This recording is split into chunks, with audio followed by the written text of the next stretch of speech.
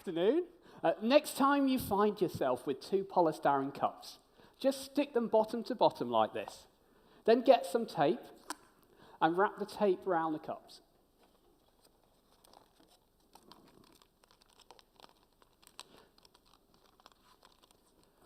The next thing you're going to need is a broken elastic band.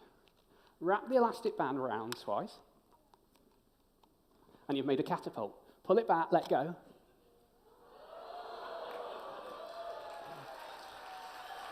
Thank you. Surprise is a wonderful way of grabbing people's attention. Surprise plus mystery is a great way of grabbing their thinking. Let me give an example of something I use in schools with science teaching. I've got this wheel here, and you'll notice there's a ramp going uphill. If I place it at the top, it will roll down. If I place it at the bottom, it will roll up. So possibly our first reaction is, wow. And then we rapidly move on to the how. How does it work? So let me tell you how it works. It's really simple. We've got a thin string running off stage into the wing. Someone's pulling it. No, let me tell you how it works. There's magnets embedded in the wheel and magnets in the board, and it's going like this. There's an air jet over the side pushing it up. There's helium inside the wheel. There's a hamster running furiously. Here's the thing. I believe we're too quick to move to an explanation, too quick to skip over that fragile middle ground between the wow and the how. That state of knowing and not knowing, that state where magic exists, where curiosity is given free rein. And it saddens me that so many people have lost that curious spirit. My daughter, behind me on the screen, a bit older now, she's 3. She came back from nursery school recently and announced she can no longer wear her dinosaur trainers because apparently girls aren't allowed to wear dinosaurs. I know. My daughter is learning from an early age that society's expecting her to conform, that possibilities are being shut down for people. And projecting forward into the future, she's going to go to school soon, and she's going to learn that playtime equals break time, with this underlying message that play and learning are somehow separate. And she'll be ranked, she'll be scored, she'll be assessed at school, she'll learn her place in the classroom, she'll learn her place in society. Those tests will test her ability to regurgitate quick, simple answers. Unknowns will be boxed up, placed off limits, or hidden away. And she'll learn the consequences for making mistakes socially, academically, financially. She'll learn to keep her head down. Her internal motivation will be swapped out for an external carrot and stick motivation. And as she goes on to the world of work, she'll be uncomfortable with the unknown. She'll be uncomfortable with complex situations. She'll want and she'll give quick, simple answers. She'll be risk-averse, not wanting to stick her neck out. That's not what I want for my daughter.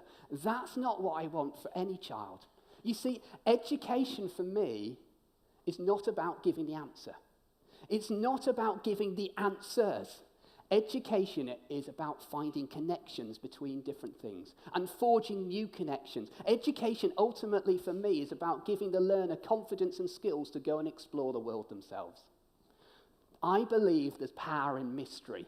Mystery shocks the system because mystery shouts out, there's more here than you think. I love this quote from Dennis Covington. Dennis said, mystery is not the absence of meaning, it's the presence of more meaning than we can comprehend.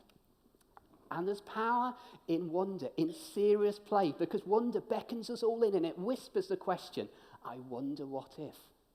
And there's power in magic, because magic says, let's throw out the rule books. The limits have changed. As a magician, I juggle with reality. I dance with the impossible. I push back boundaries. I open up new frontiers. Why?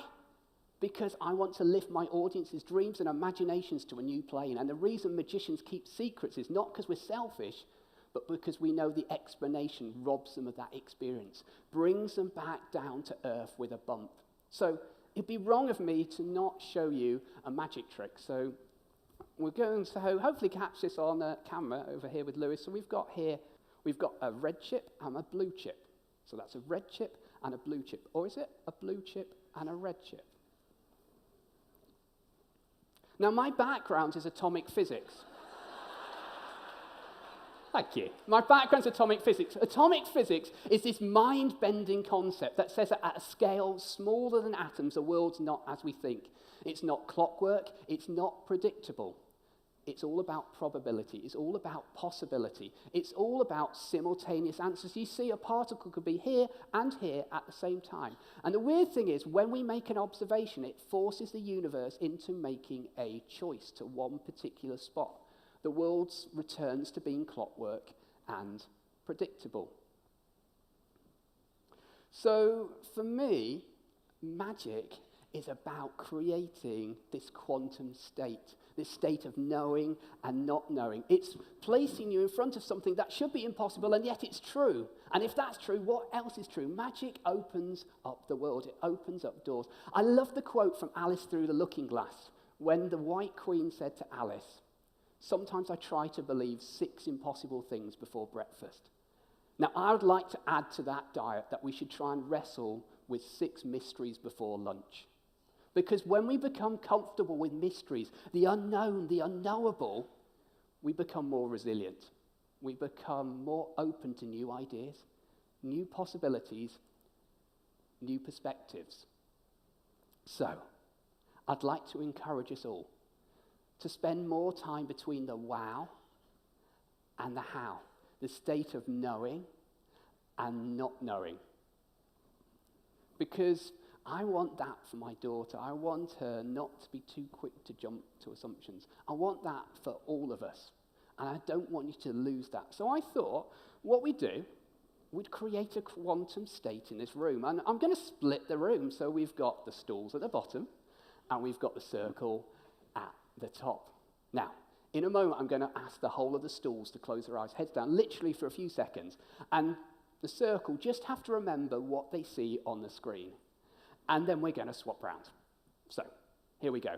Circle, eyes closed, heads down. 2 seconds for the circle start now. Okay, time's up. You can look up stools.